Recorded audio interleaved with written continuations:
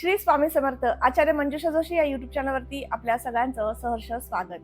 सर्वात प्रथम आपल्या सर्वांना या महिन्यात येणाऱ्या चैत्र पाडव्याच्या अर्थात गुढीपाडव्याच्या मनपूर्वक अशा शुभेच्छा देते. नववर्षाच्या मनपूर्वक शुभेच्छा देते. तुमची मकर रास आहे. तुम्हा सर्वांना या नववर्षामध्ये अधिकाधिक आर्थिक प्रगती, उत्तम आरोग्य प्राप्त हो अशी स्वामींचरणी प्रार्थना करून आजच्या या व्हिडिओला सुरुवात करते. सर्वात प्रथम सांगू इच्छिते, आज आपण एक विशिष्ट माहिती घेणार आहोत. गुरुग्रह मार्गी अवस्थेमध्ये येत आहेत त्या संदर्भात. 11 मार्च 2026 हाच तो दिवस. या दिवशी गुरुग्रह आपणा सर्वांना मार्गी अवस्थेमध्ये पाहायला मिळणार आहेत. गुरुग्रहाची चांगली फळे तिथून पुढे सुरू होणार आहेत तुम्हाला सर्वांना प्राप्त होण्यासाठी. आणि तुमच्या राशीला सध्या स्थितीमध्ये कुठलीही लहानपण होती किंवा साडेसाती हा प्रकार नाही. त्यामुळे तुमच्या जीवनामध्ये जो संघर्षमय प्रवास होता तो काहीसा थांबलेला आहे. काहींना आणखीनही मागे जीवनात जी असणारी साडेसाती आहे त्यामुळे थोडासा त्रास होतोय. कामं होताना थोडेसे डिले होत आहेत. आता या गुरु परिवर्तनामुळे काय फळ मिळू शकतं किंवा कशा पद्धतीने शुभ फळ मिळू शकतं हे आपण आता समजून घेणार आहोत. राशीला तुमच्या 6वा गुरु सुरू आहे. राशीला तुमच्या 6वा गुरु सुरू आहे. 6वा गुरु काय करतो तर तुमच्या जीवनामध्ये थोडासा तुम्हाला नैराश्याकडे घेऊन जातो. आजारपणाच्या तक्रारी निर्माण करून देत असतो. विशेष म्हणजे हे सातत्याने होणं आणि त्यामुळे मेडिकलला जास्त खर्च होणं असा सगळा प्रवास तुमच्या जीवनात आता सुरू असेल. गुरु मार्गी लागल्यानंतर तुम्हाला काय फळ देणार आहे? वक्री अवस्थेतील हे वाईट फळ तुम्हाला निश्चित मिळत होतं, परंतु आता यामध्ये सुधारणा होईल. तुम्ही जे काही मेडिकली ट्रीटमेंट घेताय त्या ट्रीटमेंटला यश येऊ शकतं, फळ मिळू शकतं आणि त्यामुळे तुमचं आरोग्य सुधारू शकतं. हे सगळ्यात महत्त्वपूर्ण चांगलं परिवर्तन गुरुचं तुम्हाला पाहायला मिळणार आहे तुमच्या जीवनात होणार. त्याचबरोबर ज्यांना बीपी, शुगर, थायरॉइड सारखा आजार आहे आणि या आजाराशी तुम्ही लढताय, आजारपणामधनं जाताय, तुमच्या सगळ्यांसाठी मनोधैर्य वाढवून देण्याचं सगळ्यात मोठं कार्य गुरु करतील. गुरु ग्रह 4, 8 आणि 12 या स्थानात जेव्हा जातात त्यावेळेस ते अधिक अशुभ फळ देतात किंवा त्या स्थानात ते गेल्यानंतर तुम्हाला विशेष संघर्ष देत असतात. परंतु 6व्या स्थानामध्ये जरी ते रिपू स्थान आहे, षष्ठ स्थान आहे, वाईट स्थान म्हणून ओळखलं जातं, परंतु त्या स्थानात गेल्यानंतर गुरुग्रह हे तुम्हाला चांगली फळे सुद्धा देत असतात. रिअल इस्टेटमध्ये तुम्ही काही काम करत असाल तर तुमच्यासाठी निश्चितच उत्तम असा कालावधी गुरूंच्या कृपेने आता 11 मार्च नंतर दिसून येत आहे. वडिलोपार्जित व्यवसाय पुढे घेऊन जायचा आहे, त्यामध्ये काहीतरी नाविन्य आणायचंय, नवीन काहीतरी करू पाहायचंय, निश्चित करा. तुमच्या सगळ्यांसाठी विशेष शुभेच्छा असतील कारण गुरुग्रह तुम्हाला साथ देणार आहेत. तुमच्या जीवनाचा आनंदमय प्रवास आता सुरू होतोय. त्यामुळे षष्ठातील गुरूंचं तुम्हाला विशेष फळ चांगलं मिळताना पाहायला मिळेल. याचबरोबर षष्ठात गुरु आले की तुम्हाला विशेष मोकळ्या जमिनी खरेदी करण्याकडे कल देत असतात आणि त्यातनं तुम्हाला उत्पन्नाचा स्रोत निर्माण करून देत असतात. हेही चांगलं फळ मिळेल. आता गुरूंची ज्या ज्या स्थानांवरती दृष्टी येईल त्या ठिकाणी अधिकाधिक चांगली फळे मिळणार आहेत. म्हणजे त्यातील सगळ्यात प्रथम म्हणजे गुरुग्रहाची पंचम दृष्टी दशमावर येत आहे. 10वं घर कशाचं आहे? आपल्या कर्माचं आहे. जे काही कार्य तुम्ही नियोजित केलेलं आहे, जे काही कार्य तुम्ही करताय त्या कार्यामध्ये निश्चित तुम्हाला चांगला प्रतिसाद, चांगली फळे प्राप्त करून देण्यासाठी उत्तम योग आता घडून येत आहेत.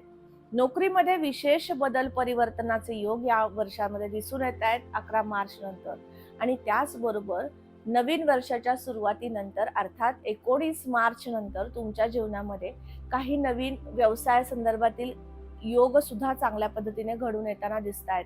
त्यामुळे नवीन व्यवसाय सुरू करायचा आहे तुमच्यासाठी 11 मार्च ते 19 मार्च यानंतरची स्थिती अतिशय श्रेष्ठ असेल. या दरम्यान तुम्ही कागद, कापड, गोड पदार्थ जे गुरुदेवांच्या तत्वाखाली येतात अशा अंमलाखाली येणारे सगळे व्यवसाय तुम्ही सुरू करून घेऊ शकता. याचबरोबर उष्ण पदार्थासंदर्भातील व्यवसाय, द्रव पदार्थ, थंड पदार्थासंदर्भातील व्यवसाय सुद्धा तुम्हाला आता सुरुवात करता येणार आहे. याचबरोबर विशेष सांगायचं झाल्यास कॉस्मेटिक आणि सौंदर्य प्रसाधने, शोभेच्या वस्तू खरेदी करता त्या संदर्भातील काही बिझनेस सुरू करायचे असे सुद्धा संकल्पना तुमच्या डोक्यात येतील आणि त्यांना तुम्ही नक्कीच चालना देऊ शकता, त्याच्यासाठी प्रयत्न करू शकता. अशा पद्धतीने उत्तम योग दिसून येत आहेत. याबरोबरच गुरुग्रहाची सप्तम दृष्टी 12व्या घरावर येईल, जे की मेडिकलचं खर्चाचं स्थान आहे. जे तुम्ही मेडिकलसाठी खर्च करता म्हणजे दवाखान्यासाठी तुमचा पैसा खर्च होतोय तिथे आळा बसणार आहे सुरुवातीला सांगितल्याप्रमाणे. त्याचबरोबर परदेशात जायचंय, परराज्यात जायचंय आणि त्यासाठी तुम्हाला तिथे जाऊन काहीतरी नवीन करायचंय, नवीन कार्याची सुरुवात करायची आहे. तर अशांसाठी सुद्धा या गुरूंची ही दृष्टी, सप्तम दृष्टी, विशेष लाभदायक आणि चांगली राहणार आहे. 12व्या घरावर जेव्हा गुरु दृष्टी देतात त्यावेळेस तुम्हाला विशेष इन्व्हेस्टमेंटचे योग आणतात आणि त्या इन्व्हेस्टमेंट नक्कीच खात्रीशीर उत्तम असतात. तुम्हाला भविष्यामध्ये त्याच्यामधून धनलाभच प्राप्त होतो, मोठ्या लाभाचे संकेत निर्माण होऊ शकतात. अशाच गुंतवणुकी तुमच्या जीवनात आणत असतात. त्यामुळे या दरम्यान जो खर्च होईल तो खरेदीसाठी विशेष असणार आहे. त्याचबरोबर 11 मार्च नंतर गुरूंची नवम दृष्टी धनस्थानावर येईल. कुटुंबाचा कलह प्रथमतः थांबेल.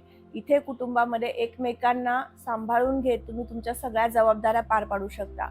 तुमची मकर रास आहे, थोडासा स्वभाव चिडखोर असतो. प्रत्येक गोष्ट मनासारखी न झाल्यास तुम्ही त्या गोष्टींसाठी राग व्यक्त करत राहता.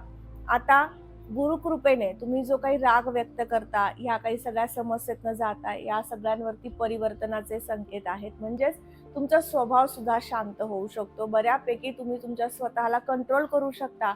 एखादी गोष्ट समजून सुद्धा सांगितली जाते आणि एखाद्या ठिकाणी रागवण्याचीच गरज असते, ही समज तुम्हाला येईल आणि त्या अनुषंगाने तुम्ही त्या ठिकाणी त्या पद्धतीने रिॲक्ट व्हाल आणि त्यामुळे सगळ्या गोष्टी तुम्ही व्यवस्थित हँडल करू शकाल.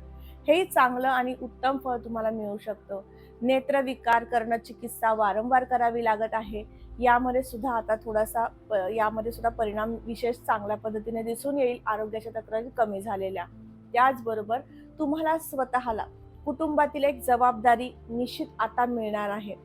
अर्थात तुम्ही सिंगल असाल, तुमच्या आयुष्यामध्ये आता जोडीदार मिळण्याचे संकेत सुद्धा आहेत. त्याचबरोबर तुम्हाला तुमच्या कुटुंबामध्ये एखाद्या नवीन कार्याची सुरुवात करून देण्यासाठी सुद्धा तुम्ही महत्त्वपूर्ण ठरणार आहात, मुख्य ठरणार आहात त्या कार्यासाठी.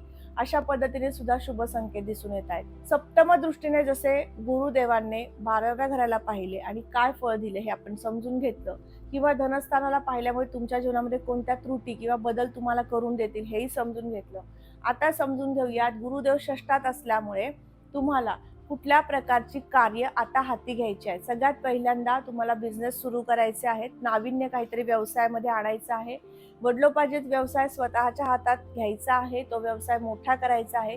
ही जबाबदारी तुमची असणार आहे. या जबाबदाऱ्या तुम्हाला स्वीकाराव्याच लागणार आहेत, कारण गुरु षष्ठात आहेत. त्याचबरोबर ज्या काही गुंतवणुकी करतायत त्यामध्ये तुम्हाला फसवणुकीचे योग कमी होत आहेत. त्यामुळे निश्चित तुम्ही आनंदाने त्या सगळ्या गुंतवणुकी करू शकणार आहात. याचबरोबर तुम्हाला वास्तू आणि वाहन खरेदीसाठी काही लोन हवा आहे. त्या लोनचे तुम्हाला आता सगळ्या गोष्टी पुढे जाण्यासाठी प्रोसेस सुरू करायची आहे, कारण तिथे सुद्धा तुम्हाला गुरुकृपेने सगळी कामे पूर्ण मार्गी लागू शकतात. अशा पद्धतीने गुरुग्रह मकर राशीला काय फळे देणार आहे, कशा पद्धतीने लाभयोग निर्माण करून देतोय हे समजून घेतलं. आजचा हा महत्त्वपूर्ण व्हिडिओ तुम्हाला कसा वाटला लगेचच कमेंट करून सांगायचं आहे. गुरुग्रहाची कोणती उपासना करायची आणि का हे आपण समजलंय. गुरुग्रहाची कोणती उपासना करायची त्यासाठी खाली मी डिस्क्रिप्शनमध्ये ती उपासना लिहून देत आहे. ती उपासना तुम्हाला सुरू करायची आहे. विशेष म्हणजे गुरु मंदिरामध्ये, अर्थात तिथे गुरूंचं कुठलंही मंदिर असू दे, स्वामी समर्थांचं असू दे, श्री साईबाबांचं असू देत, किंवा कुठल्याही गुरु मंदिरामध्ये तुम्हाला यथाशक्ती दान धर्म अन्नदान करता आलं, निश्चित करा. 11 मार्च नंतर तुम्ही हे सगळ्या गोष्टी केल्यानंतर तुमच्या जीवनामध्ये आमूलाग्र बदल झालेला दिसेल, उत्साहवर्धन झालेला दिसेल आणि कुठल्याही प्रकारचं जे नैराश्य तुमच्या जीवनात डोकावत होतं त्यातून तुम्ही बाहेर पडू लागाल. कामे सुलभतेने आणि योग्य पद्धतीने मार्गी लागून जातील. याही चांगले फळ तुम्हाला प्राप्त होणार आहेत. तर आज आपण समजून घेतलं मकर राशीच्या जातकांना संपूर्ण 11 मार्च नंतर काय बदल परिवर्तन होत आहे. आजचा व्हिडिओ कसा वाटला लगेचच कमेंट करून सांगा. कमेंटमध्ये श्री स्वामी समर्थ लिहिण्यास अजिबात विसरू नका. तुम्ही आपल्या चॅनलवर नवीन असाल लगेचच चॅनलला सबस्क्राईब करा, बेल आयकॉनला क्लिक करा, तसेच चॅनलला जाऊन भेट द्या.